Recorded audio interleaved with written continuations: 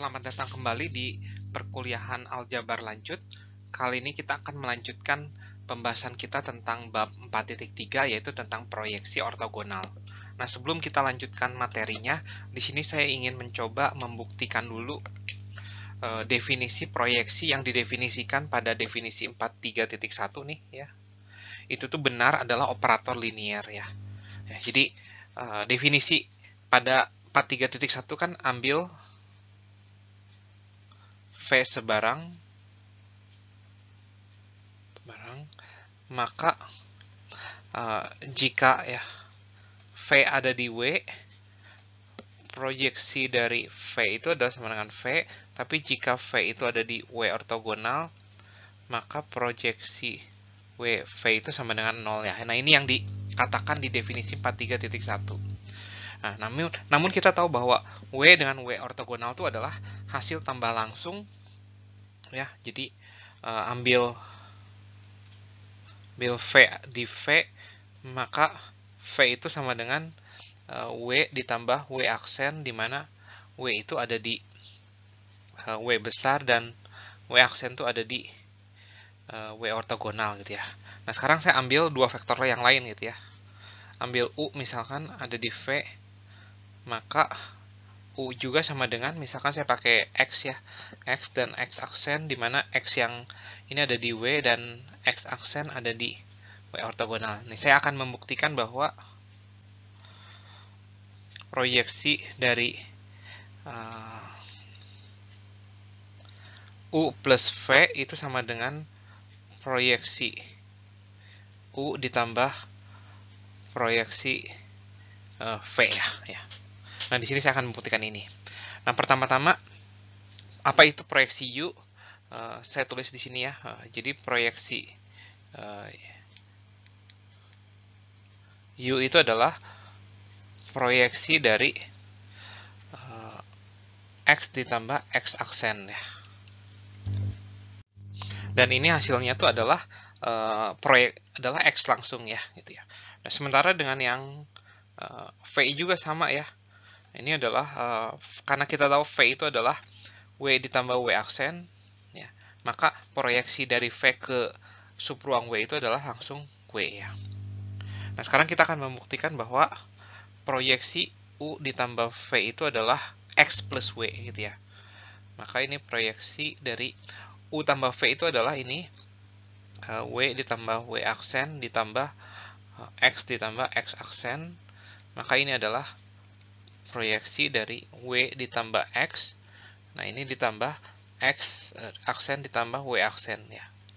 Nah, ini ada jelas, ini ada di W dan ini ada di W ortogonal ya. Oleh karena itu, proyeksi dari vektor ini tuh langsung ya si W plus X-nya gitu. Maka terbukti bahwa ini proyeksi dari U plus V adalah proyeksi dari U ditambah proyeksi dari V. Nah, untuk yang satu lagi saya akan buktikan di sini dari alfa U ya. Ini adalah proyeksi dari alfa dikalikan X ditambah alfa dikalikan X aksen.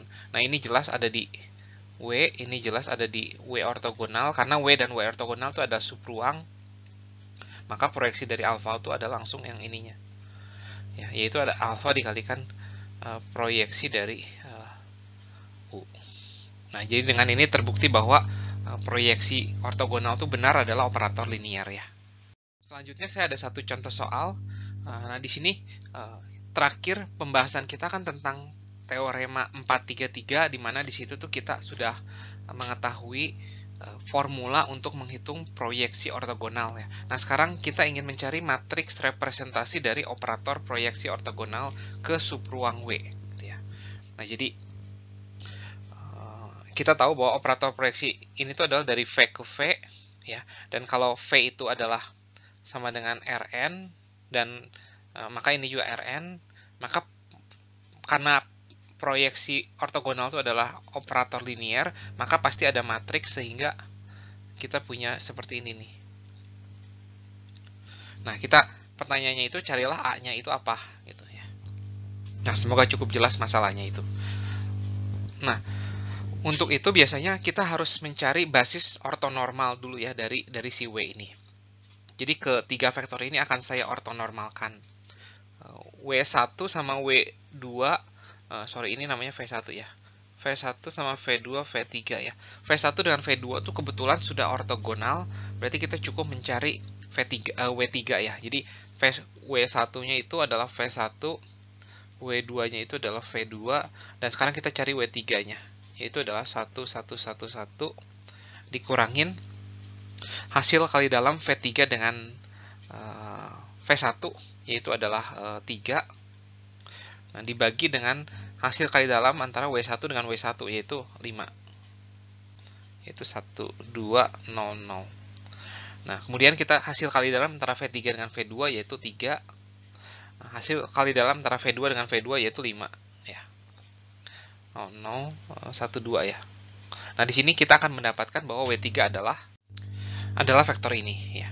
Nah, namun karena ini adalah basis, ya kita jangan cari basis yang pecahan ya, susah. Kita bisa kalikan ya ini dengan 5 lah misalkan. Nanti kita punya 2 min 1, 2 min 1. Nah, sekarang kita punya W1, W2, W3, basis dari W yang sudah ortogonal. Nah, sekarang kita akan lakukan normalisasi terhadap W1, W2, dan W3 itu. Sehingga kita mendapatkan bahwa span W itu adalah span dari 1 per akar 5, 2 per akar 5, 0, 0. Yang ini adalah 0, 0, 1 per akar 5, 2 per akar 5. Dan yang terakhir itu adalah W3 yang dinormalisasi. Kita hitung dulu panjangnya itu berapa ya. 4 tambah 4 tambah 2, berarti 10 ya. Berarti 2 per akar 10.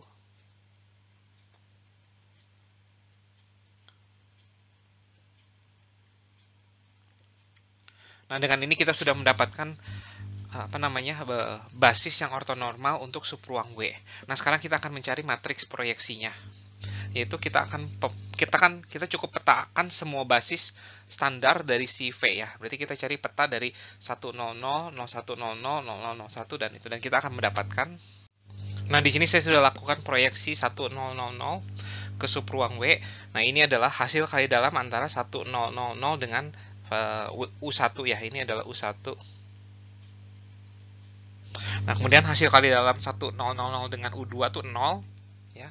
Kemudian hasil kali dalam 1000 dengan U3 itu adalah ini ya, 2 per akar 10, dan hasilnya itu adalah, nah ini adalah hasilnya ya. Jadi proyeksi 1000 ke subruang W itu ini adalah hasilnya.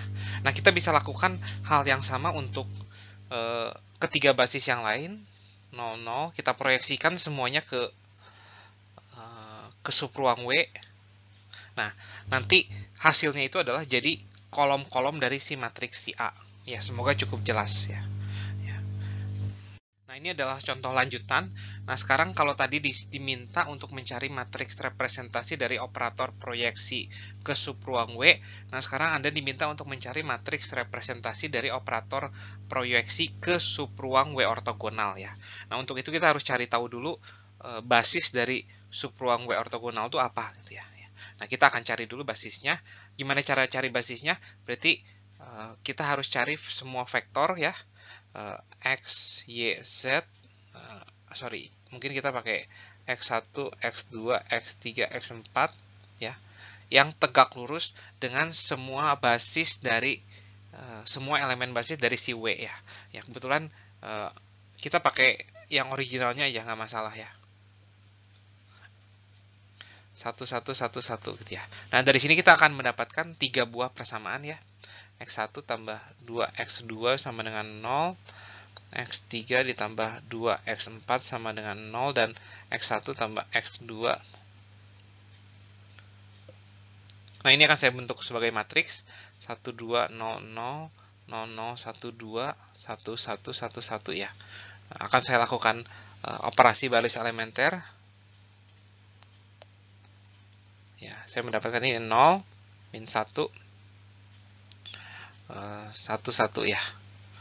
Nah, ini 1, 2, 0, 0, 0, 1, min 1, min 1, 0, 0, 1, 2. Nah, ini sudah bentuk eselon ya.